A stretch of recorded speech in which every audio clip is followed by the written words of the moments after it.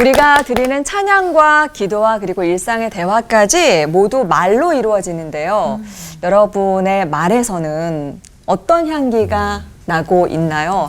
살면서 참 여러 말의 능력들을 경험하게 되는 것 같아요.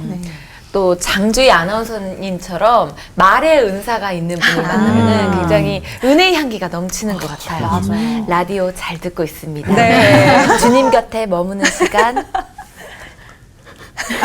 가스펠 아워. 안 듣는 거 티났어.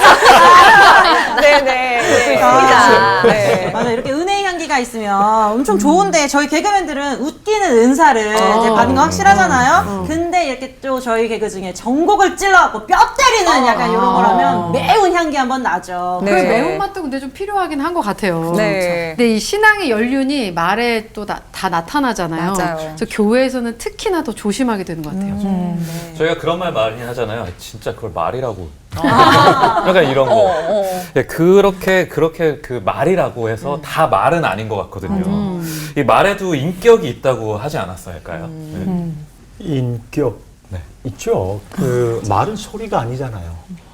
자연의 소리는 참 듣기가 좋은데 말이 소리이긴 한데 그냥 그런 자연의 소리하고는 다르잖아요. 그 예를 들면 말은 잘한다. 맞아요.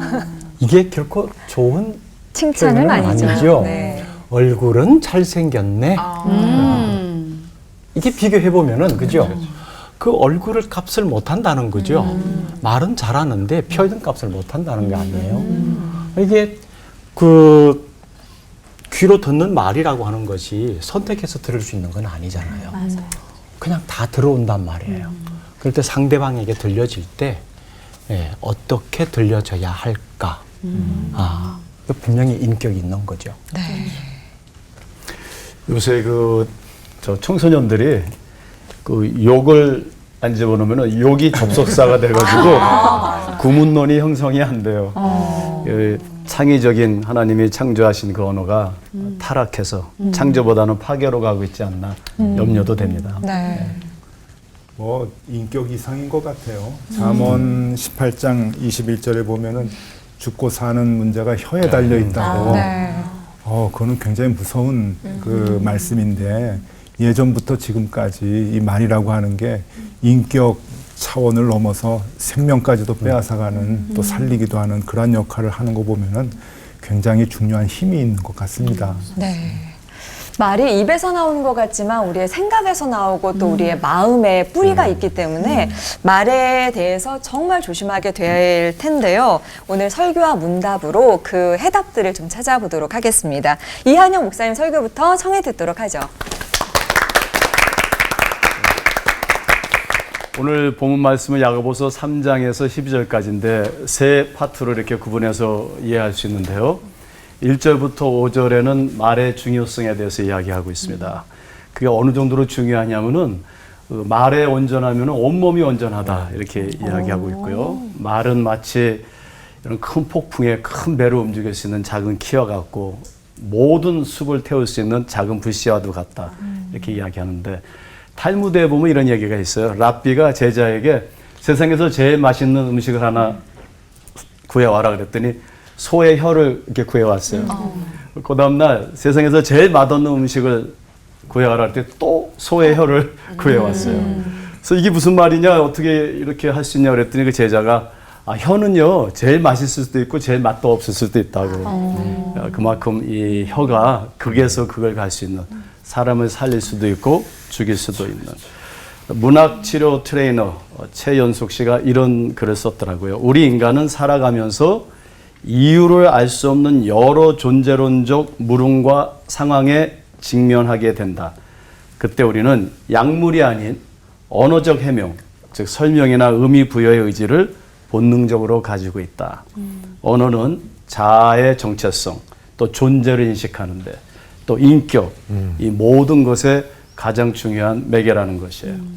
이제 6절부터 8절은요, 말의 타락성을 지적하고 있어요. 6절에 보니까 온몸을 더럽히는 것이 바로 혀라고 얘기하고 있습니다. 이 죄악의 매체가 되는 거예요. 그러니까 타락한 말은 길들일 수도 없다 이렇게 얘기하고 있어요. 그래서 우리 예수쟁이 이 말쟁이다 예수를 믿는 사람들이 그러는데 그래서 우리가 조심해야 되는 게 우리의 말이 아닌 우리의 뒷모습을 보고 사람들이 주님을 만날 수 있도록 노력해야 되겠습니다. 세 번째 9절부터 12절은 마지막으로 말과 행동의 불일치성을 얘기하고 있어요. 이게 말의 타락성이죠. 한 입으로 하나님을 찬송하는데 또 한 입으로 막 저주하고 있고 이게 말의 이중성을 반영하고 있는 것이죠. 말과 행동의 불일치성. 그래서 우리가 이제 말로는 뭐 아내를 사랑한다, 자식을 사랑한다, 이웃을 사랑한다.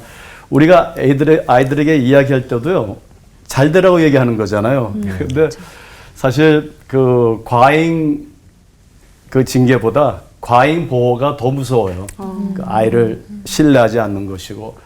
그래서 이렇게 말을 많이 하는데 우리 아이들에게도 말 조심해야 되겠죠. 자식을 사랑한다며 상처를 주고, 교회를 사랑한다면서 교회를 파괴하고, 국가를 사랑한다면서 국가를 파괴하는 정치인들이 얼마나 많습니까?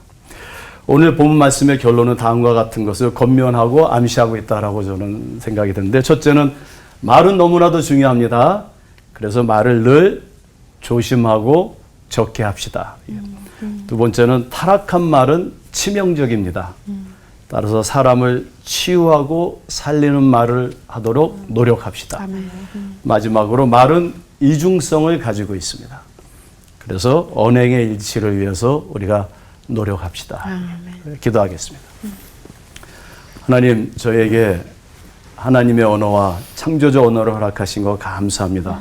그러나 타락으로 인하여 저희들의 죄악성으로 인하여 말이 저주가 되고 또 파괴하는 도구가 되었습니다.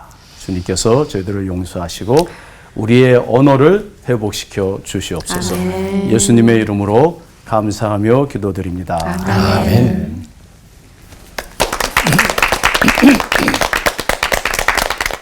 말에 대한 우리나라 격언이 참 많죠. 말 한마디로 천냥빛을 갚는다. 가는 말이 고와야 오는 말이 곱다. 말이 씨가 된다. 낱말은 새가 듣고 반말은 쥐가 듣는다. 그리고 남아일은 중천금. 말이 얼마나 중요한가 강조하고 있기 때문입니다. 인간 관계의 불편함이 사실은 그 첫걸음이 거의 말과 관계가 되지 않나 그렇게 여겨집니다. 좋은 관계를 유지하고 있다가 무심코 내뱉은 말 한마디에 잘못 선택한 단어 하나, 표현 하나 때문에 마음이 상해지고 관계가 뒤틀리는 경우가 허다하지요. 그래서 인간이 가지고 있는 무기 중에 가장 강력한 살상 무기가 혀가 아닌가 그렇게 생각해 봅니다. 야고보서 3장에서는 작은 혀의 영향이 얼마나 큰지를 여러 가지 비유를 통해서 말씀해 주고 있죠. 이런 것들입니다. 그 덩치 큰 말이 아무리 고집이 세다고 하더라도 입에 재갈 물려놓으면은 행동을 통제할 수 있는 것처럼, 또 아무리 큰 배도 그 작은 키로 방향을 조절할 수 있는 것처럼 작은 불 씨앗이 결국은 잡지 못하면은 큰 산불을 만들어내는 것처럼 우리의 혀가 잘못 사용하게 되면 우리의 인생 전체가 망가질 수 있음을 경고하고 있습니다. 결국 큰 파괴로 보여지는 모든 것의 출발점은 아주 작은 혀의 사용에 달려 있다고 보는 거지요. 사실 혀의 길이라고 하는 것은 성경의 표현대로 세치, 도량형으로 환산하면 9cm. 길지 않은 길입니다. 근데 이 짧은 길이의 혀가 좀처럼 통제하기 어렵다는 겁니다. 웬만해서 이 혀가 통제받으려고 하지 않아요. 아무리 길들이려고 해도 잠깐 그렇게 숨죽인 듯이 있다가 다시 기운이 되살아나는 것이 혀가 아닐까요? 말 한마디 때문에 가정 깨어지는 일이 다반사로 부부 관계, 부모 자식 간의 관계, 심지어 교회, 신앙 공동체 안에도 이 말 한마디 때문에 분란이 일어나고 있습니다. 이것 보면 정말 이 세치혀의 위력이 얼마나 대단한가를 알 수가 있습니다. 오늘날의 사회에 여러 가지 뭐 자연재해 또 살상 무기의 사용으로 많은 사람들이 죽어가고 죽고 있는데 사실은 그런 것들에 의해서 죽임을 당한 것보다 혀의 사용에 의해서 죽임을 당한 사람이 숫자적으로 따져보면 훨씬 많지 않을까 그렇게 생각합니다. 우리말에 아 다르고 어 다르다라고 하는 말이 있습니다. 우리는 의식적으로 혹은 무의식적으로 아를 어로 슬쩍 바꿉니다. 잘 몰라요. 본인도 모르고 상대도 모를 수가 있습니다. 이게 제어가 안 된다는 겁니다. 여기서는 내가 아를 해야 할 것인가, 어를 해야 될 것인가 분명히 판단을 하고 그렇게 표현해야 되는데 이게 슬쩍슬쩍 편리한 대로 바꾸어 간다는 겁니다. 이렇게 되는 본능이 이미 창세기 3장에 나와 있어요. 아를 어로 바꾸고 싶은 이게 욕망이 그때부터 생겨났다는 겁니다. 모든 것을 먹지 말라 그러더라. 정말 죽는다? 아니야. 죽을까 하노라. 살짝살짝 바꾸는 것은 이것이 오늘날의 우리 인간의 본성에도 그대로 나타납니다. 아 하면은 정리될 걸 어로 해서 슬쩍 넘어가려고 그러고 아를 사용해서 어를 하게 되면은 숨을 쉬게 할 걸 아로 사용함으로써 죽여버리는 이런 경우가 너무 많이 있죠. 그래서 아까 우리 서두에서도 그런 얘기 나눴습니다만 말에는 인격이 들어있다는 것을 확인할 수가 있습니다. 그래서 말을 바꾸는 것 이것보다는 더 중요한 것 우리의 인격을 바꾸는 겁니다. 내면의 세계가 바뀌어져야 말의 표현이 바뀌어지는 거예요. 말은 잘한다 이 표현 그거잖아요. 인격은 전혀 아닌데 표현은 너무 좋다는 거죠. 인격이 다듬어지면은 그 말의 표현이 훨씬 더 아름답게 그대로 다가와 들리는 건데 인격이 아닌 것에서 되어지는 표현이기 때문에 말은 잘한다라고 비아냥 비꼬임으로 그렇게 나타납니다. 이 말에는 죽이는 힘도 있을 뿐더러 반대로 살리는 힘도 가지고 있어요. 하나님이 우리에게 이런 쪽으로 사용하라고 늘 권면하고 계시죠. 그래서 우리의 혀의 사용은 상대를 죽이고 곤경에 빠뜨리기 위함으로 사용되어지기보다는 위로하고 곤경에서 건져내고 사람을 살리는 생명의 힘을 가진 원래의 그 기능대로 사용해야 되지 않을까 그렇게 여깁니다. 그것은 곧 하나님을 찬양하고 기도하고 복을 빌어주는 이 모습으로 말입니다. 오늘 다시 내가 어떤 방향으로 내 혀가 사용되어지고 있는지를 잘 들여다볼 수 있기를 바랍니다. 기도하겠습니다. 하나님, 혀의 사용이 참으로 중요한데 순기능과 역기능이 있음을 알게 되었습니다. 하나님께서는 우리에게 이 혀의 사용을 순기능적으로 사용하시길 원하는데 우리의 삶에서 역기능의 쾌감이 너무 커서 오히려 상대방을 짓밟고 곤경에 빠뜨리고 그럼으로써 자신의 존재감을 드러내려고 하는 잘못된 본능의식이 자꾸만 작동됩니다. 하나님의 말씀을 통하여서 우리의 혀의 사용, 말의 힘을 통하여서 사람을 살려내고 하나님의 사랑을 드러내는 모습이 우리에게 있게 하옵소서. 예수님 이름으로 기도드립니다. 아멘.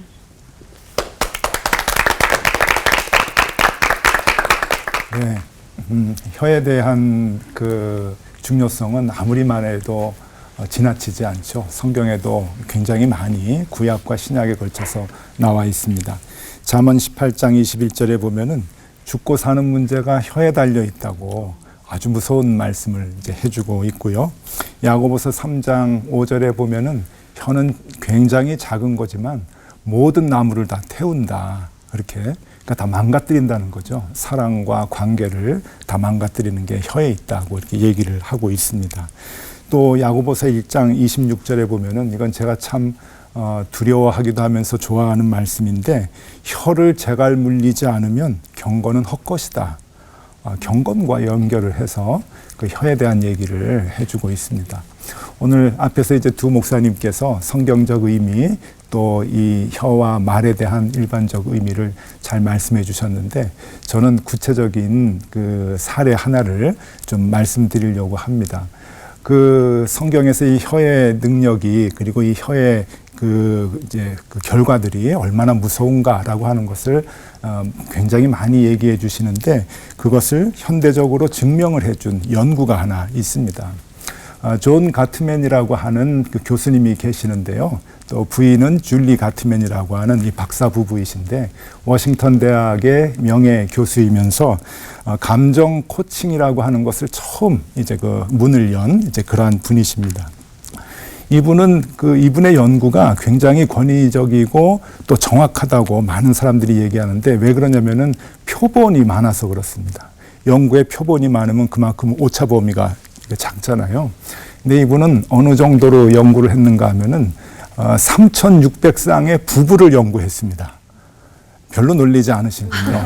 3,600쌍, 거진 7,000명이 되는 사람을 36년간 연구를 합니다. 그래서 부부를 연구를 하면서 깨지는 가정, 깨지지 않는 가정을 이 언어로 어떻게 보느냐, 그걸 연구를 했어요. 그래서 이분은 나중에 이런 얘기를 해요. 부부가 왔을 때, 상담하러 왔을 때 둘이 사용하는 언어만 보면은 앞으로 깨질 것이다, 계속 살 것이다 하는 것을 쪽집게 같이 이렇게 알아낼 정도로 그렇게 이제 많은 사례를 이제 갖고 계시는데 그분이 중요한 얘기를 하나 합니다. 그러니까 3,600쌍을 36년 연구한 결과 무슨 이제 말을 하시는가 하면은 가정이 깨지는 이유는 갈등의 본질 때문이 아니고 싸우는 방식 때문이다. 그런 얘기를 해요. 그러니까 말 때문에 싸운다는 거예요. 말로 싸우고 감정으로 하다 보니까 본질은 다 없어지고 결국은 관계가 깨지게 되더라라고 하는데 그 네 가지를 뭐라고 얘기하냐면은 비난과 방어와 경멸과 담쌓기라고 얘기합니다. 이것을 파멸로 가는 네 기수, 그러니까 이 승마 기수 있잖아요. 파멸로 몰고 가는 종말을 예고하는 이제 기수라고 얘기를 하는데 비난, 방어, 경멸, 담쌓기 하나씩 잠깐 보면은요. 비난하는 말이죠. 당신은 어떻게 된 사람이 그 모양이야? 당신은 왜 말이 이따위로 해? 뭐 이런 거요. 우리 항상 주변에서 나오는 말이죠. 당신은 항상 그렇지 뭐. 당신은 절대 그런 거 못해. 기념일인데 한 번이라도 기억해 줬어? 뭐 이런 거. 다들 결혼하셨나요? 네. 예, 이런 네. 여기에서 이 가트만 그 박사는 뭐라고 얘기하냐면은 위험한 부사를 쓰면 안 된다고 얘기합니다. 우리가 언어를 할 때 무의식적으로 이 위험한 부사를 많이 쓰는데 이게 맨날, 한 번도, 항상, 하나도 이런 것은 남들을 경멸할 때 쓰면은 배가 된다는 거예요. 그래서 언어 생활에 굉장히 조심해야 된다라고 하는 거고 두 번째가 방어입니다. 그렇게 얘기를 들으면은 그러면 넌 뭘 잘했는데 하면서 방어를 하는 거예요. 당신도 그러잖아. 너희 집도 마찬가지지 뭐 이런 얘기들. 왜 나만 잘못했다고 그래? 이런 방어의 핵심은 나는 잘났고 너는 못났다. 나는 잘못이 없다라고 하는 것을 이제 드러내는 건데 네가 잘못했지 내가 잘못한 게 아니야라고 하는 이 마음이 관계를 깨뜨린다고 하는 거예요. 파멸로 이제 우리를 끌고 간다는 거죠. 세 번째는 경멸이랍니다. 경멸. 어쭈. 요거 아주 나쁘대요. 부부들이 대화할 때 이 세대가리야 이러는 거. 이거 방송용어로 괜찮은 건가요? 네. 아유 이 뚱보 아줌마. 이 옆에 남편 좀 본받아 뭐 이런 거예요. 예, 주제 파악이나 하시지. 이런 그 말은 이제 경멸인데 이 경멸을 이 네 가지 중에서 요소 중에서 가장 나쁜 거라고 봅니다. 그래서 이 가트맨 박사는 뭐라 그러냐면은 이 경멸은 관계에 황산을 뿌리는 거라고 얘기해요. 나중에 관계가 회복이 돼도 상처가 남는다는 거죠. 그래서 경멸은 더더욱 안 좋다라고 얘기하고 맨 마지막이 담쌓기라고 하는 겁니다. 어유 지겨워 또 시작이군. 그래 혼자 실컷 떠들어라. 이럴 땐 그저 피하는 게 상책이지. 이게 아주 위험한 거래요. 사람들이 간혹 얘기를 해요. 관계가 안 좋은데 이렇게 물어보면은 우리 부부는 싸움 안 해요? 이런 사람들이 있어요. 근데 담쌓기는 하거든요. 담쌓기가 싸움보다 더 안 좋은 겁니다. 왜냐면은 차라리 싸움을 하면은 회복이 가능한데 담쌓기는 파멸로 가기 때문에 그런 거라 그래요. 그래서 혀를 제갈 물리지 않으면 그 경건은 헛것이다라고 하는 야고보 사도의 말은 정말 맞는 것 같습니다. 우리가 이 혀를 이 네 가지 경멸하고 또 방어하고 담쌓기하고 그다음에 비난하고 하는 이런 것들이 우리 삶 속에서 정제가 되지 않는다고 한다면은 관계를 다 깨뜨리게 되는, 사람을 죽이게 되는 어마어마한 결과를 갖게 되는데, 오늘은 이 사례를 우리가 보면서 생명을 줄 것이냐 사망을 줄 것이냐 하는 그 마음을 좀 갖고 우리 혀에 대한 절제를 우리가 해야 될 필요가 있을 것 같습니다. 기도하겠습니다. 하나님, 우리의 말로 생명을 주기도 하고 또 사망에 이르게도 합니다. 두렵습니다. 우리의 혀를 잘 제어할 수 있도록 도와주셔서 관계가 파멸로 가지 아니하도록 오히려 주님의 사랑을 함께 나누는 관계가 될 수 있도록 우리의 혀를 사용하여 주시옵소서. 예수 그리스도 이름으로 기도드립니다. 아멘.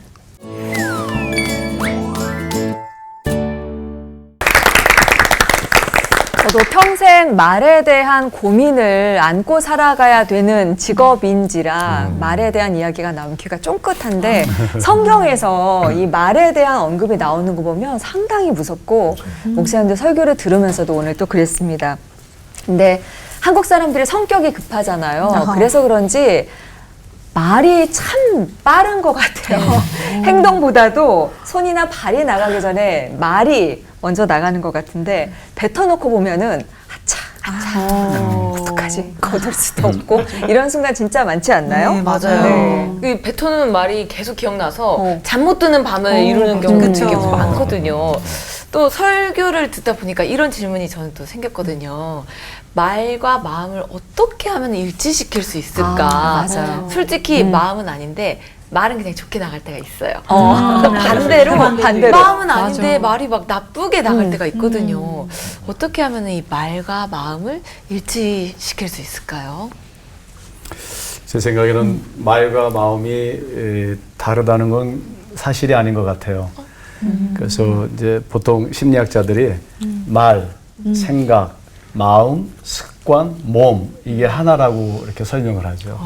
그러니까 사실 우리가 속이 없는 말을 했다고 그러지만 그거 다 들킵니다. 속에 있는 말을 한 거예요. 그렇죠? 그래서 우리가 이 말이 혀에서 나오는 게 아니고 정말 몸과 이 마음에서 다 나오는 건데, 우리가 이렇게 말을 안 해도 어느 때는 그냥 안어만 줘도 말이 통하잖아요. 왜냐면은 말과 생각과 몸이 하나기 때문에. 빌립보서 2장에 보면은 그러므로 너희가 이 마음을 품어라. 그리스도의 마음이니. 그래서 마음에 그리스도를 품을 때 우리 언어가 그리스도의 언어로 나오지 않을까. 혀의 문제가 아니고 마음의 문제인 것 같아요. 그 마음이 혀로 연결되어서 이제 표출되어지는 건데, 전 이렇게 한번 좀 그 질문에 대해서 조언을 드리고 싶어요. 마음과 말의 시차를 한번 두어보라. 시차. 그러니까 이 시차가 없이 나오니까 말이 먼저 튀어나오는 거예요. 맞아요. 먼저 튀어나가냐. 아직 생각과 마음에는 정리가 안 되어 있어요. 근데 혀가 그냥 참질 못하는 거예요. 그러니까 항상 이제 혀는 자기에게 우선순위를 달라고 하거든요. 그러니까 혀를 좀 잡아놓는 거예요. 여기서 우선순위는 네가 아니야 라고 시차를 잠깐 두면은 가지치기가 될 수 있는 것이고, 좀 거친 표현이 정제되어서 나올 수 있는 것이고, 그런 거라고 생각하는데, 제 경험 중에 하나가 언젠가 그러니까 이런 주제로 좀 얘기를 나누면서 사실 우리가 얼마나 긍정적인 표현을 하는지 부정적인 표현을 하는지를 몰라요. 자기가 뱉어놓은 말을 다 기억을 못하니까 잊어버려요. 그럼 하루 중에 내가 어떤 상황에서 어떤 말을 했는가를 되돌려보는 이걸 한번 해보자라고 했어요. 그래서 이제 당시에는 뭐 지금처럼 긴 시간 동안 녹음하는 장비는 없었고 한 서너 시간 정도 이렇게 주머니에 넣고 다니면서 녹음을 하라고 말하는 거. 집에 가서 한번 조용히 저녁 시간에 틀어보라고. 그리고 이 말을 한 상황이 어땠는지는 알잖아요. 왜 내가 이 표현을 했지? 왜 이렇게 말을 못했을까? 그때 쓰는 생각이 나는 거예요.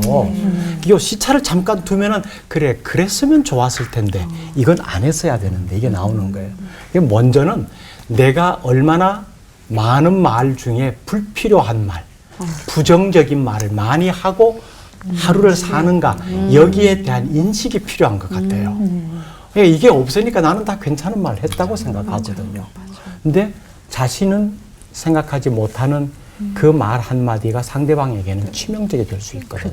그래서 그런 걸 먼저 한번 좀 확인해 보는 재미삼아 해보는 것도 괜찮을 것 같아요. 좋은 팁인데요. 네.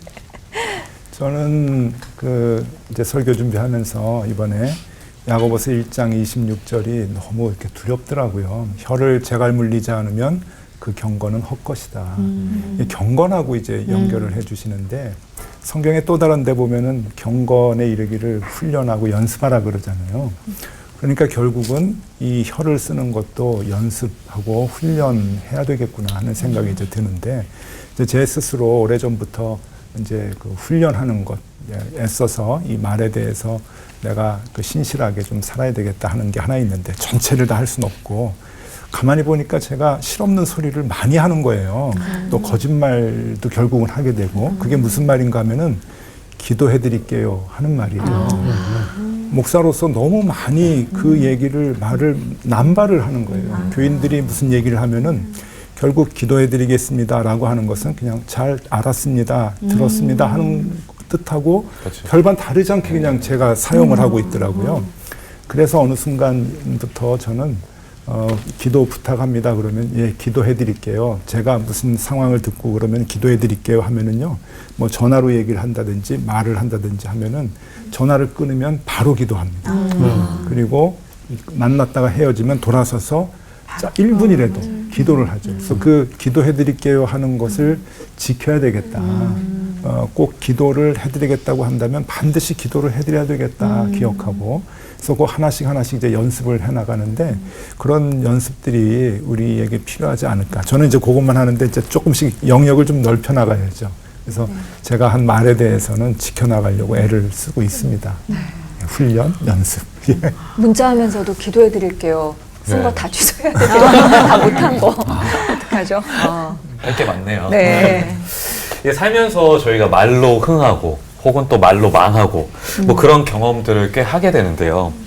또 그리고 또 누구한테 들은 말 한마디 때문에 저희가 위축되기도 하고 또 어떨 때는 저희가 절망해서 힘을 얻기도 하고 그런 경험들이 있잖아요. 이 목사님들도 그런 경험이 있으셨을 것 같은데 그때 들으셨던 말들은 어떤 말들이셨을까요?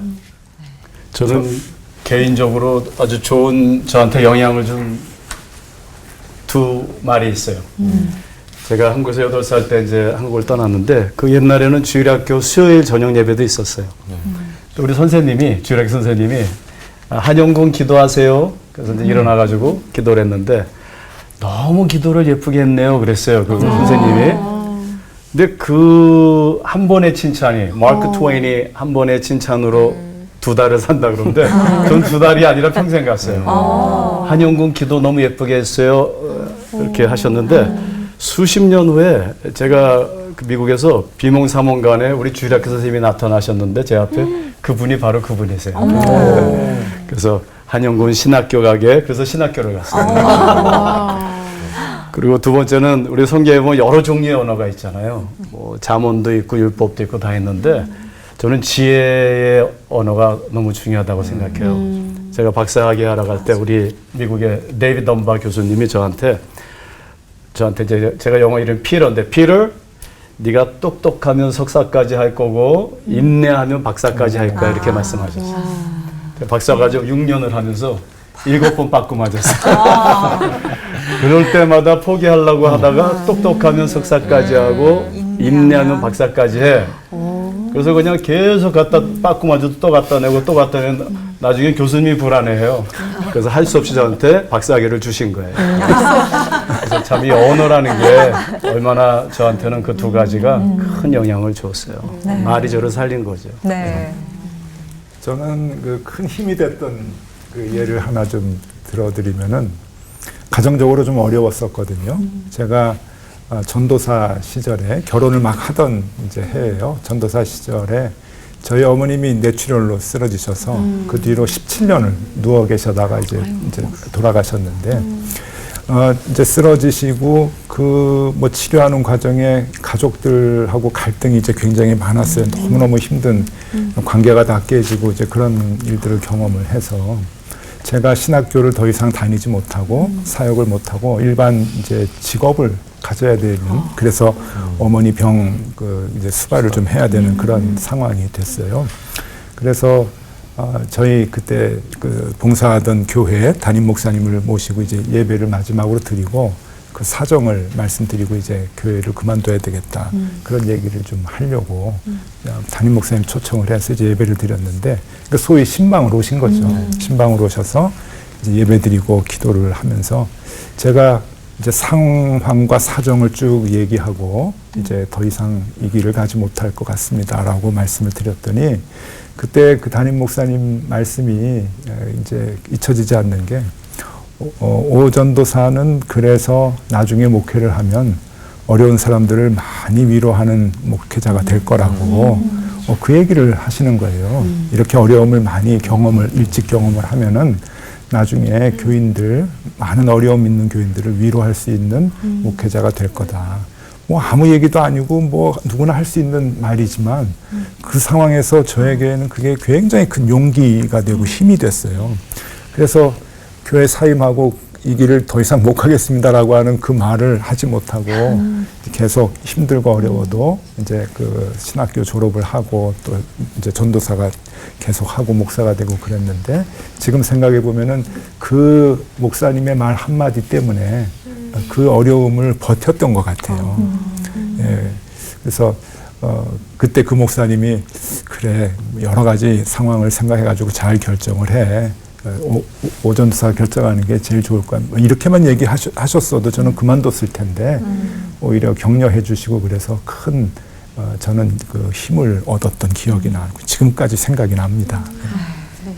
요새 저희가 7살 된 아들한테 또 사람을 살리는 말이 있고 죽이는 말이 있어. 그래서 말의 소중함과 예쁜 말을 쓰는 것들 뭐만 해도 넌 싫어 가! 막 이게 되지 않도록 이 말은 죽이는 말이야. 너 마음에 칼이 꽂히는 말이고 친구 말에 칼이 꽂히는 말이야. 이러면서 말에 대해서 엄청 알려주고 있는 상황입니다. 근데 우리가 또 크리스찬이고 이 말이라는 게 얼마나 위대하냐면 하나님은 말씀이시라고 했잖아요. 그리고 우리는 하나님의 형상을 닮은 하나님의 자녀들이죠. 근데 말은 왜 이러냐고요. 말이라는 게 자꾸 왜 이러냐고요. 이 순간적으로 튀어나오는 비속어들 그리고 감정적인 이런 말들 통제가 과연 가능하긴 할까요? 좀 의문입니다. 네, 답변 주시면 감사하겠습니다. 어렵죠. 저도 너무 어려워서 드리는 질문입니다. 제 생각에 그 말의 여러 기능들 중에 가장 핵심적인 것은 말은 소통을 위해서 존재하는 건데 우리의 말이 보통 선포적이죠. 네.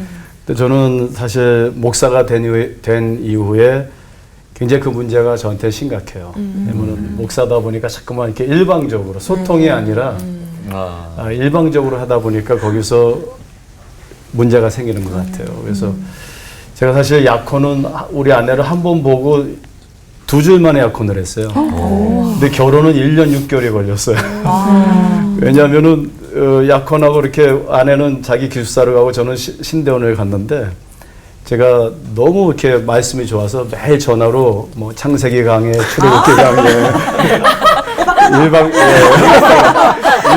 일방적으로 조직 신학 뭐 이게 복습을 하셨군요. 일방적으로. 그다음에 이제 답이 없으니까 그 뭐 결혼에 대한 책이란 책은 다 사서 한 50권을 사가지고 일주일에 3페이지를 요약해서 1년을 보냈어요. 50주를. 한 번도 안 읽어봤다 그러더라고요. 답장도 한 번도 안 했어요. 너무 솔직해지네요.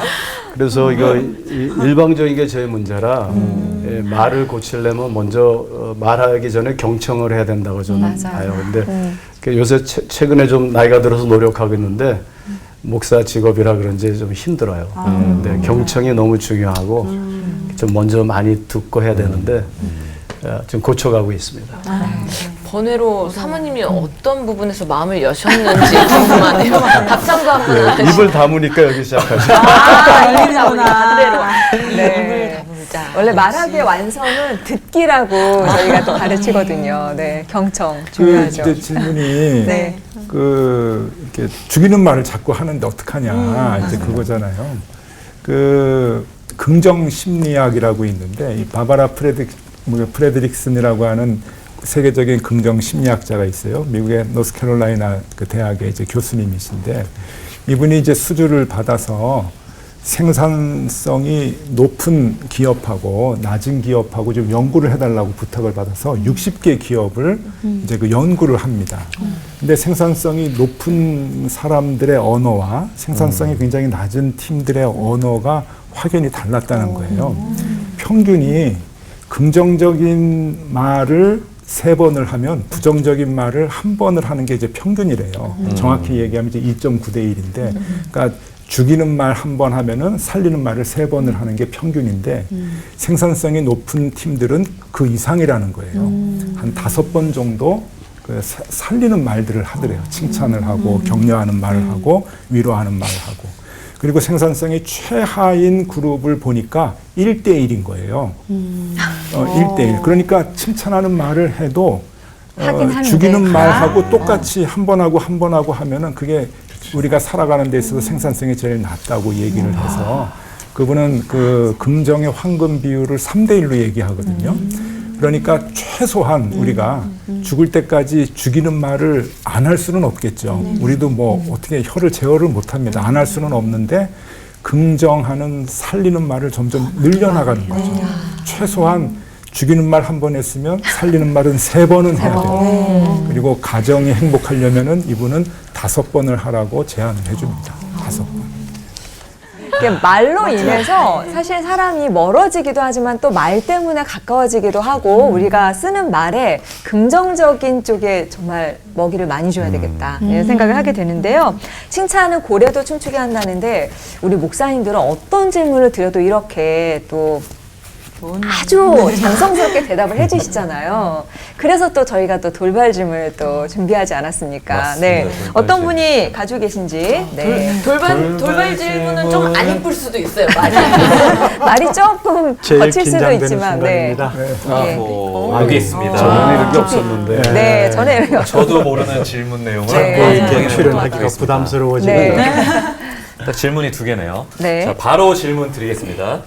내가 말하고 5초 후에 후회해 본 적이 있다 없다? 있다. 네, 있으실 것 위로되네요. 같아요. 네. 네. 정답은 많답니다. 근데 사실 5초라는 시간이 굉장히 짧잖아요. 그런데 금방 또 그렇게 알아차린다는 거는 굉장한 또 인식이 있으신 것 같아요. 방금 지금까지 나눈 얘기가 네. 왜 우리가 좋은 말을 해야 되는지 나쁜 말의 폐해가 어떤 건지 다 얘기했음에도 불구하고 정작 자신 어렵죠. 그죠? 어렵죠. 후회하는 말을 자주 사용하고 있다는 거거든요. 그만큼 혀를 길들이기가 어렵다는 거죠. 그렇죠. 진짜 큰 숙제예요. 네. 목사가 늘 정답을 주지만은 정답대로 살지 못해서 이런 자리가 참 부담스럽거든요. 그래서 네. 저는 하도 실수를 많이 해서 네. 아까 그 연습하고 훈련을 많이 한다 그랬잖아요. 그 중에 하나 방법이 막 화가 나고 아내하고 이제 싸울 때도 그렇고 뭐 여러 가지 문제로 화가 나면 그냥 잡니다. 네, 자고 일어나면 조금 생각이 좀 달라지더라고요. 그러니까 정리할 시간을 아까 가지시는군요. 목사님께서 시간차를 두고 하라고 하는 게 저는 자고 일어나는 것으로 그게 이제 훈련이 좀 돼가지고 근데 궁금한 사모님 건요. 입장에서 네. 자주 주무시는 거 아니에요? 목사님의 주무시는 모습을 보고 사모님의 마음은 참 편해하시거든요. 네, 제 성격이 제가 이제 이북 피가 있어가지고 네. 이제 그거를 잘 아니까 오히려 자는 거를 더 편안해 합니다. 그래서 이 사람이 한 템포 화 쉬고. 내지 않고 한 템포 쉬는구나. 그러니까 서로 이제 그게 그 이해가 되니까. 저는 가끔 이런 네. 생각돼요. 애를 하나 더 낳았으면 좋겠다. 어? 왜냐면은 내가 네. 애가 하나 더 있다 그러면은 내가 그동안 내 딸에게 그 말로 상처 준 거를 이제는 안 줄 수 있겠다. 이런 후회를 할 때가 있어요. 네. 근데 이제 아내에 대해서는 아내를 또 하나 둘 수는 없잖아요. 그래서 뭐 아내한테는 평생 그냥 빚진 자를 이렇게 이제 죄인으로 살아가는 거죠. 네.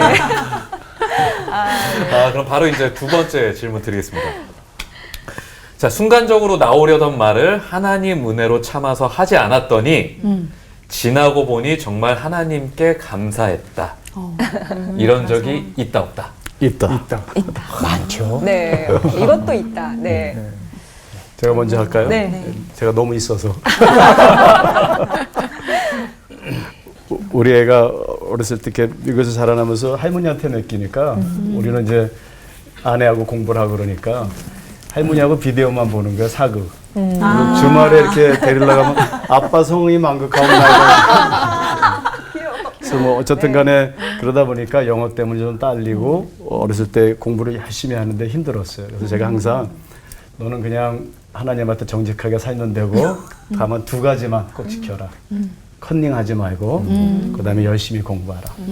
그때 이제 열심히 정말 정직하고 우리 딸 자랑 좀 하자면 너무 아주 예쁘고 귀엽고 착하고 그래요. 열심히 하고. 근데 비타민 A, B, C들을 얘기했죠. A, B, C들은 점수가 아니고 골고루 먹어라.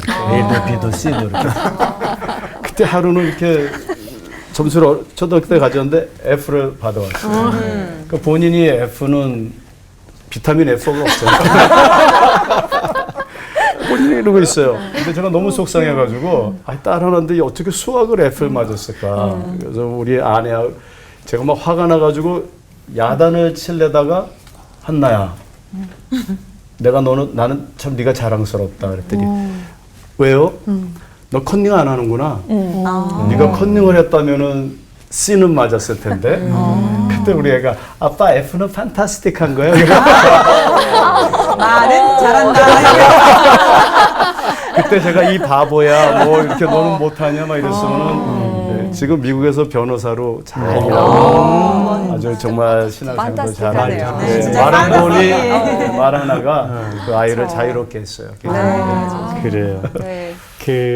가끔 이제 아내랑 이제 의견 충돌이 일어날 때, 제 말의 성향을 아내가 아니까, 아내가 이렇게 딱 말하면, 이게 조금 감정을 건드렸구나라고 느끼면서, 이렇게 나오겠구나라고 예측을 하고 있어요. 근데 말을 안 해요, 제가.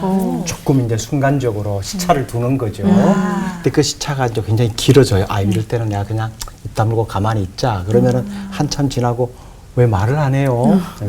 아니 뭐 당신 말이 맞는 것 같기도 하고 해서 그럼 제가 이제 뭔가 바로 반응을 보이는 그 표현에 대한 또 다른 말이 준비되어 있는 거예요. 맞아요. 그죠?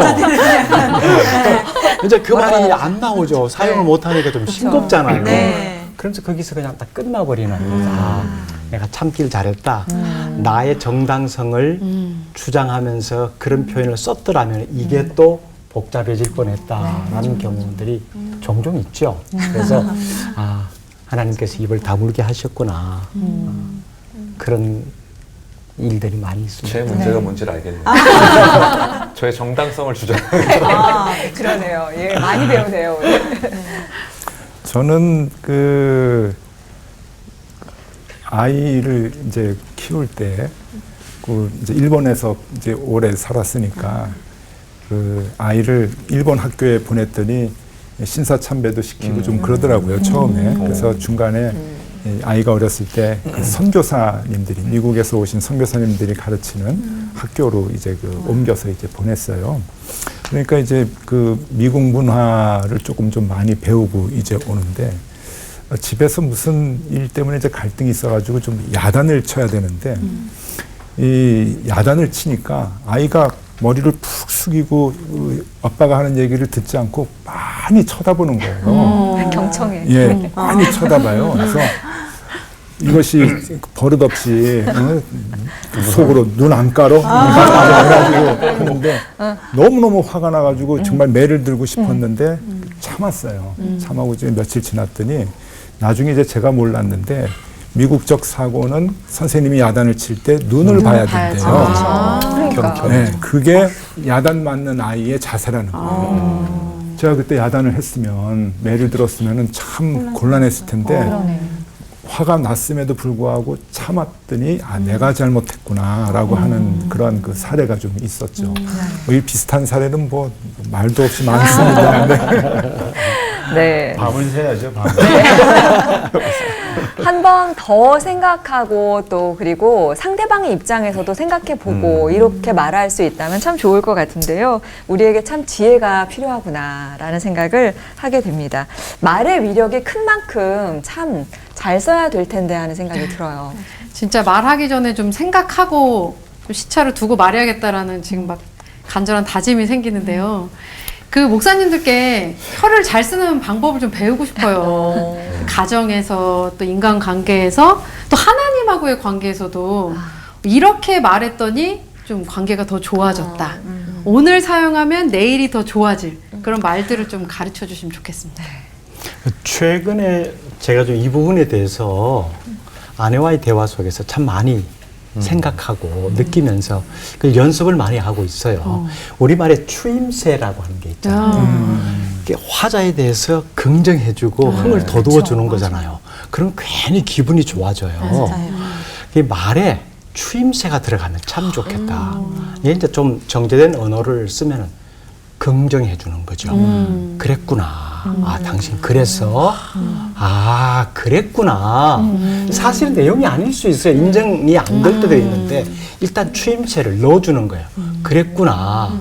조금 지나고 난 다음에 그래도 이랬으면 더 좋았었지 않을까라고 하면은 저기서 또 이제 맞아, 그랬을 걸 그랬네. 라고가 되는데 추임새가 빠져버리고 왜 그랬어? 라고 나가면은 당신이 그렇게 내 마음을 몰라줘. 이해를 못해. 이렇게 돼버리는 거예요. 누구 편이야? 네, 그거예요. 그래서 일단은 순간적인 대화의 상황 속에서는 추임새를 넣어주자. 그래서 이게 기도로도 연결시키면서 이런 생각을 해봐요. 하나님 그러셨군요. 맞네요. 그렇군요. 이러면서 기도를 하게 되면 훨씬 더 하나님의 말씀이 부담 없이 와닿지 않을까. 맞습니다. 맞네요. 그죠? 맞고요. 진짜요. 그런 생각을 요즘 참 많이 하게 돼요. 네. 너무 좋네요. 추임새를 많이 넣어보자. 그래서 그 가정사역 하시는 분들은 무슨 노래를 제일 좋아하냐면은 잘했군 잘했어. 그 노래를 제일 좋아한대요. 아, 그게 정말 그 긍정해주고 추임새를 넣어주는 네. 부부의 얘기인데 뭐 병아리 병아리 잡아먹어도 잡아먹어도 잘했다고, 잘했다. 뭐 재산 다 팔아도 잘했다고. 예. 저를 이제 가슴 이제 막 찔리는데 뭐 이틀 전에 우리 아내가 힘들다 그러고 막 그러는데 그럴 때 얼마나 힘드냐 그러면 내 뭐가 힘들어. 뭐가 힘든지를 알아내려 하셨네요. 제일 좀 이렇게 미안하다는 말이 참 중요한 것 같아서 오늘 공개적으로 여보 미안해. 정말 미안해. 그렇게 그 미안하다라는 말이 참 그 중요한 것 같아요. 네. 그래서 그 심리학자들이 하는 얘기가 그 사랑해라고 하는 말이 관계를 제일 이렇게 회복시키고 그 격려해 준다고 그동안 알아왔는데 그거보다 더 힘이 있는 표현이 있대요. 사랑해보다 더 힘이 있는 표현이 힘들지라고 하는 표현이래요. 그래서 부부간의 관계도 또 자식들에게도 또 지인들과의 관계 속에서 힘들지라고 하는 그 내면에서 나오는 그 말 한마디가 큰 힘을 주고 또 이렇게 긍정적으로 생명을 주는 표현이라고 얘기합니다. 훈련하면 연습하면 좋겠어요. 네. 그거에 이렇게 마음이 움직인다는 걸 보면 안 힘든 사람이 없나 봐요. 힘들지라는 게 이렇게. 저도 울컥했어요. 그러니까. 네. 힘들지. 힘드시죠? 네. 고난의 무게가 사람마다 다 다른 것 같아요. 그쵸. 뭐가 힘들어가 아니에요. 그 사람이 힘든 네. 거예요. 예. 그러네요. 다시 한번 사과하세요. 네. 정말 죄송합니다. 여보 죄송합니다. 네. 우리의 입으로 나올 수 있는 말이 참 여러 가지 말이 있을 것 같아요. 불평의 말도 있고 원망의 말도 있고 거짓된 말, 헛된 말 나올 수 있지만 우리가 하나님을 찬양하는 입술을 가졌으니까 그 입으로 웬만하면 좀 좋은 말들, 내 입술 주님과 대화하는 입술로 사랑스러운 말들을 많이 뱉어낼 수 있었으면 좋겠습니다. 주님의 행복한 통로가 되기로 약속하면서 끝인사 향기롭게 나눠보죠. 사랑해, 고마워, 미안해, 기도할게. 언제나 사랑을 말하며 하나 되는 시간. 올보 원.